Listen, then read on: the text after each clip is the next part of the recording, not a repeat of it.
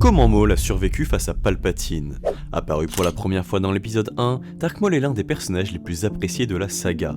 On l'a principalement vu dans The Clone Wars et dans Rebels, et à chaque fois, c'est une réussite. Cependant, si vous ne regardez que les séries, il doit y avoir quelque chose qui vous saute aux yeux. Dans l'épisode 16 de la saison 5, Palpatine revient faire face à son ancien apprenti. L'affrontement est brutal, Savage Opress, le frère de Maul, est tué, et Palpatine humilie son ancien apprenti en le torturant avec des éclairs de force. C'est la dernière fois qu'on revoit Maul avant la saison 7 où il réapparaît sur Mandalore sans explication. Il est donc normal de se demander ce qui s'est passé et la réponse, on l'obtient dans le comics Maul, fils de Dathomir.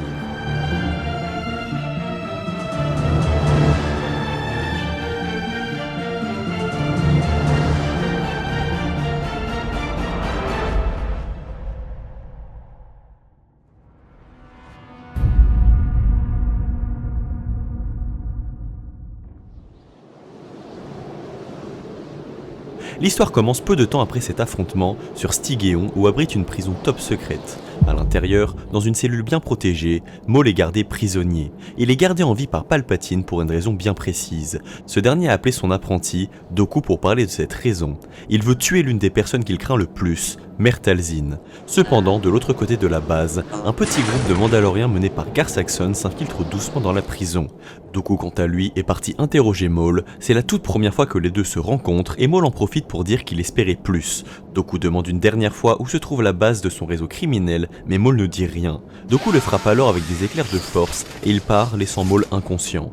Sauf que les Mandaloriens ont continué leur excursion et ils ont fait exploser une partie de la base. Ils éliminent tous les droïdes qu'ils voient sur leur chemin et ils parviennent à faire sortir Maul de sa cellule. Ils font alors un trou dans le mur et ils s'échappent par là en tyrolienne. Cependant, leur vaisseau a été traqué et sont sur Zambar. Dooku prévient alors le général Grievous, qui est avec sa flotte, de foncer attaquer la planète. À sa surface, Maul récupère le Darksaber et dit aux Mandaloriens qu'il est temps de se préparer pour la guerre. Au même moment, l'armée séparatiste arrive. Les vaisseaux de débarquement se font détruire, mais pas assez vite. La bataille au sol commence alors. Face aux guerriers mandaloriens, les droïdes n'ont aucune chance, mais ils ne sont pas seuls. Grievous en personne débarque sur le champ de bataille. La confrontation entre Maul et Grievous commence alors, et elle est serrée. Mais à côté, les forces mandaloriennes se font décimer face au nombre infini de droïdes. Maul ordonne alors la fuite et la destruction de la base. Grievous fait alors son rapport, et tout se passe exactement comme prévu.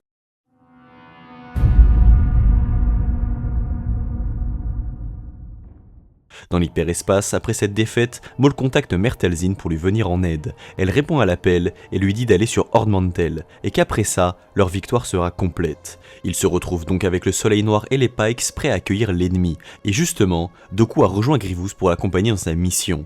Et pour contrer cette double menace, Talzin a envoyé un vaisseau en provenance de Dathomir, un vaisseau rempli de frères de la nuit, des guerriers redoutables. Et au même moment, la flotte séparatiste sort de l'hyperespace et bombarde la surface de la planète. Les vaisseaux débarquent et la bataille commence. Dooku et Grievous se voient déjà victorieux, mais la flotte se fait attaquer par surprise et Dooku est encerclé par les frères de la nuit. À la surface, les droïdes prennent l'avantage, mais dans le ciel, c'est Maul qui domine. Cependant, face à Dooku, les frères de la nuit ont beaucoup de mal et se font écraser. Maul arrive face à Grievous et en un éclair il maîtrise le cyborg, donc même si à la surface ils se sont tous fait éradiquer et capturer, tous les droïdes sont désactivés d'un seul coup grâce à Maul, et Dooku est enfin capturé par les survivants. Maul contacte alors Mère Talzin pour lui dire que son plan a marché, et elle lui dit qu'il est temps de prendre sa revanche. On se retrouve ensuite sur Coruscant, où Palpatine dit que Maul a fait son retour et qu'il se bat contre la CSI. Windu dit qu'ils peuvent potentiellement profiter de la situation pour capturer tout le monde et mettre fin à la guerre. Ils envoient donc une équipe de Jedi sur Ord Mantell et ils découvrent que les Mandaloriens sont également impliqués. En voyant ça, les Jedi pensent qu'une alliance entre la CSI et la Death Watch est en train de se faire, et ça, la République ne l'accepte pas. Cependant, ils ne savent pas que la réalité est tout autre. En vérité, Maul montre à Sidious, Dooku et Grievous capturés à sa merci.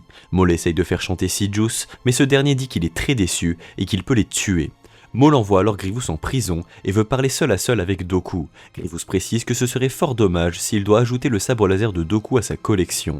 Une fois seul, Maul essaye de convaincre Dooku que Sidious est inutile et qu'ils seraient nettement plus efficaces ensemble. Sauf que la dernière fois où le comte Dooku et Talzin se sont rencontrés, Talzin a essayé de la tuer.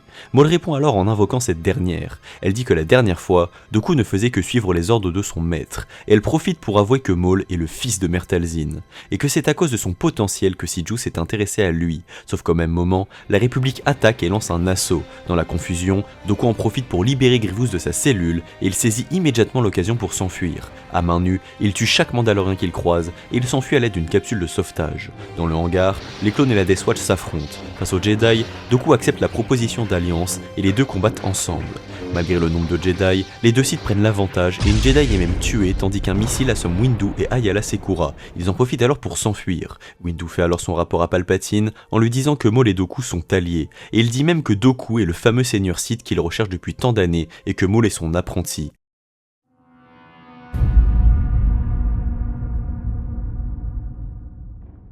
Mais en réalité, Maul sait très bien que cette alliance est la volonté de Sidious. Il menotte alors Doku. Une fois arrivés sur Dathomir, ils sont partis dans une grotte secrète et Maul dit à Talzin qu'il est temps.